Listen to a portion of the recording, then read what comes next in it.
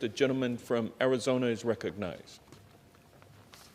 Thank you, Mr. Speaker. Let me yield 3 minutes to the gentleman from New Jersey, Mr. Andy Kim. Representative Kim.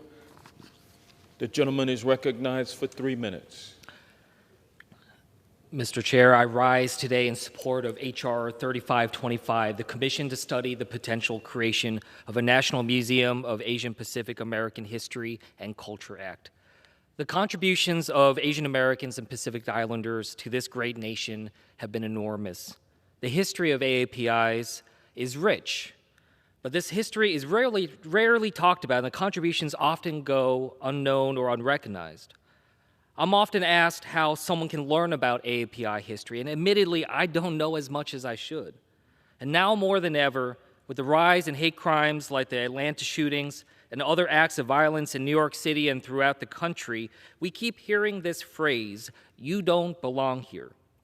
I've heard that throughout my life, and sadly, my two little boys, 4 years old and 6 years old, have already heard hurtful words that have labeled them in ways they don't yet understand. Like many, I don't want my kids to understand who they are through sources of hate and discrimination. I want them to feel pride in who they are, pride in AAPIs, and pride in our place in this nation. Our story is not just an Asian American story, it's an American story. The history is not just an Asian American history, it's American history. And this history isn't just for AAPIs to learn, it's for all of us.